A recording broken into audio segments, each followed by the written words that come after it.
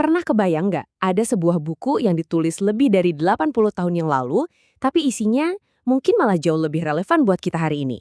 Yuk kita bedah bareng sebuah gagasan yang menantang banget cara kita berpikir. Oke, kita mulai dari sini ya. Dari sekarang. Coba deh lihat kalender. Tahun 2026. Harusnya sih kita ini hidup di dunia yang super modern, super rasional kan? Penuh teknologi, data di mana-mana. Tapi apa benar cara mikir kita juga udah semodern itu? Nih, lihat deh. Di tengah persaingan ketat yang menuntut persiapan matang, masih banyak yang ngegantungin nasibnya bukan sama usaha, tapi sama jimat, sama benda-benda yang katanya bawa hoki.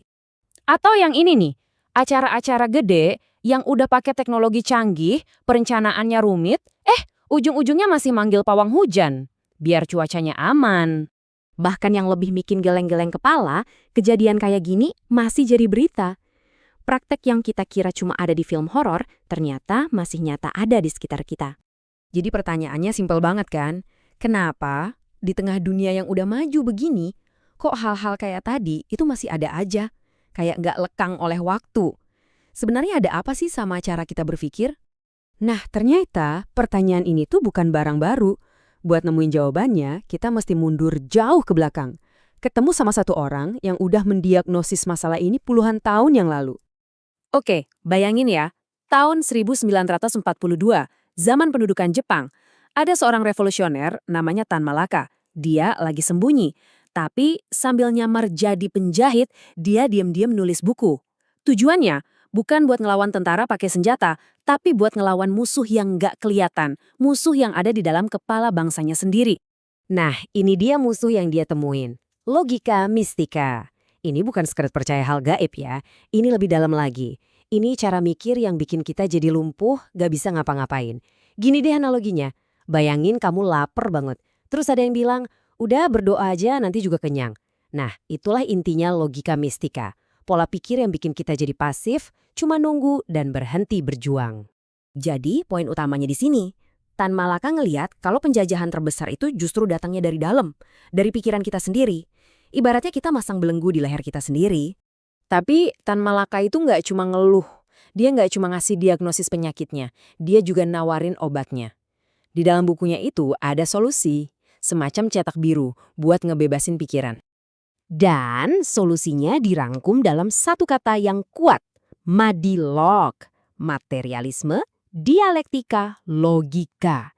Dengerinnya emang kayak istilah filsafat yang berat ya, tapi sebenarnya ini adalah kerangka kerja yang praktis banget buat maju. Langkah-langkahnya itu jelas banget. 1. Tinggalin cara mikir yang pasif, yang cuma nunggu keajaiban itu.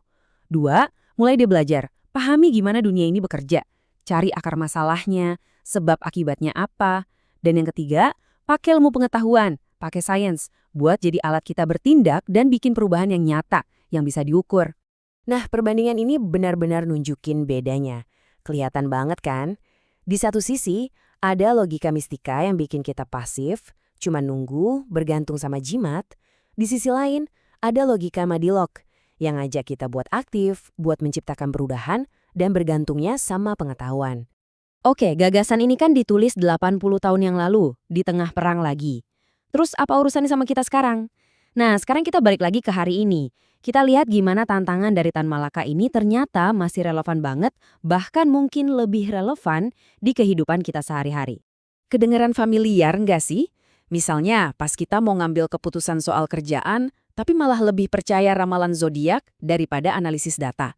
Atau pas sakit, malah milih pengobatan alternatif yang nggak jelas daripada dengerin kata dokter. Atau bahkan lebih ngarepin benda keberuntungan daripada ngasah skill kita sendiri. Nah, ini semua jejak-jejak logika mistika di zaman modern. Dan coba bayangin, kalau pola pikir kayak gini bukan cuma nentuin pilihan pribadi kita, tapi juga nyusup ke cara kita bikin kebijakan publik atau bangun ekonomi negara. Wah, dampaknya bisa gawat. Nah, inilah inti dari Madilog. Kita tuh nggak butuh keajaiban. Yang kita butuhin itu akal sehat, kerja keras, dan sains. Dan ini bukan cuma soal pilihan hidup masing-masing loh. Ini soal kemajuan kita bersama. Kemajuan itu nggak turun dari langit. Kemajuan itu datang dari tangan kita sendiri, yang dipandu oleh akal sehat dan ilmu pengetahuan, buat ngebangun masa depan yang lebih baik bareng-bareng. Jadi setelah 80 tahun lebih, pertanyaan Tan Malaka itu kayak gema yang balik lagi ke kita hari ini. Pilihannya sekarang ada di tangan kita masing-masing. Mau terus terjebak dalam cara pikir yang bikin kita mandek, atau kita berani ambil langkah buat benar-benar merdeka yang dimulai dari pikiran kita sendiri. Jadi kamu mau pilih yang mana?